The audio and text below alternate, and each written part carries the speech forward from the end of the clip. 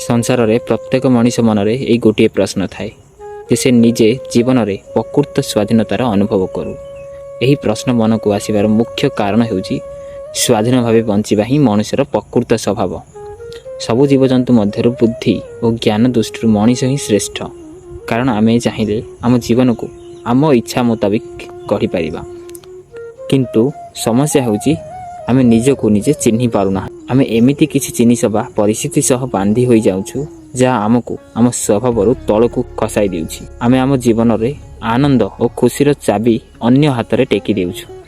जेतेबेले केही जणे आम कामर समालोचना करे आमे दुखी होई जाई जे उत्साह सह से काम करुथिले से गति को आमे निजे ही रोकी देउ। एथिपाई आम जीवन रे कोनोसी भी काम स्थिरतार सह करि पारुना। एही संसार रे साधारणतः तीन प्रकार मनीष देखा जाती। प्रथम प्रकार मनीष एमाने सेही माने जेउ माने सदा बेले अन्य को तल को खसाइबा पई चेष्टा करिथांती एवं निजर समस्त समय सेथिरे ही नष्ट करिथांती। जेमिति कोनोसी जिनिस को जालिबा पई मनीष को निज पाखरे माचिस, लाइटर किंबा पेट्रोल भली दाह्य पदार्थ को रखिबाक पड़िथाय। ठीक सेमिति जे अन्यर पतन चाहे से निज भितरे सदा बेले क्रोध, हिंसा एवं घृणार निया को पाली थाए। अन्य को जालिबा आगरू से ही नियारे निजे ही जली जाई थांती। एही भली लोकंको जीवन सेही नुआ बाइक भली जहाको केही जणे कादुओ बा क्षेत्र चलेबा को चेष्टा करे। से गाड़ी ना आग को बढ़ी पारे ना अधिक दिन तिष्ठी रहे। अन्य को तल को खसाउथिबा लोके मध्य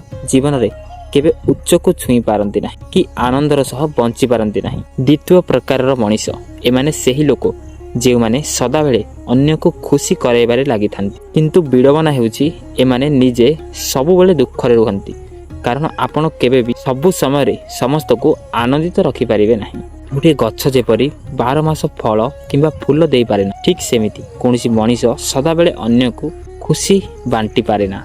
किंतु सेही गछटी सबु बेले निजको सबुज सुंदर रखिबा एवं निज भीतर फूल फल भरिबा प्रक्रिया रे ही लागि रही थाए। मनीष जीवन मध्य सेमिति से सदा बेले हसी पारिबो नाही कि सदा बेले कांदी पारिबो नाही। जीवन दुख और संघर्ष दे गति कला परे ही से निजर प्रकृत स्वरूप को चिन्हे एवं एही संसार गूढ़ रहस्य को बुझी पारे। जेमिति एक छोट शिशु प्रथम थर पई निया को छुईला बेले तार तेज बा जंत्रणा को अनुभव करे, से द्वितीय थर केबे भी निया पाखु जाए नाही। किंतु सेही शिशुटी जेतेबेले पानी को छुए तार शीतलता को अनुभव करी से बारंबार पानी रे खेलिबा को भल पाए। मनीष को मध्य निज जीवन सेमिति ही जीवा उचित।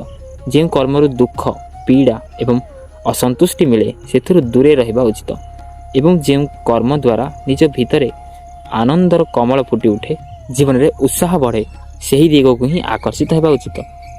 तृतीय प्रकार मनीष एमाने हेउचंती सेही विज्ञ व्यक्ति जे माने काहाको आनंद देबाको बा दुख देबाको चेष्टा करंती नाही, परम से माने सब बेले निज आत्मा को आनंदित रखिबा पई साधना करंती। वास्तव रे एमाने ही दुनियार सबुठारु सुखी मनीष जे निज अंतररु आनंदित से ही अन्य को आनंद दे पारिबो, कारण जहा पाखरे जहा थाए से सेया ही अन्य को बांटी पारि थाए। आपण निश्चित अनुभव करिथिबे जेतेबेले आपण भीतरु प्रसन्न थांती सेतेबेले आपण करुथिबा प्रतिटी कार्य गति और सृजनशीलता बहुत बढ़ी जाए। आउ जेतेबेले मनीष निज भितरे परम आनंद रे थाए सेतेबेले बाहरर किए कौन कहले किए केमिति समालोचना कला सेथिरे तार किछि भी फरक पड़ी नाही। निजको आनंद रे रखुथिबा व्यक्ति ही वास्तव रे संसार पई एक आनंदर उत्स पालटी जाए। शेषरे मु एतिकी ही कहबी, ईश्वर आम समस्तंको जीवन रूपी एक सुंदर गाड़ी उपहार दैछन। जे व्यक्ति एही गाड़ी को जेते सुंदर भाव रे चलाइबा शिखि जीव से व्यक्ति सेही जिंदगी रूपी गाड़ी रो सेतिकी आनंद उठाई पारे।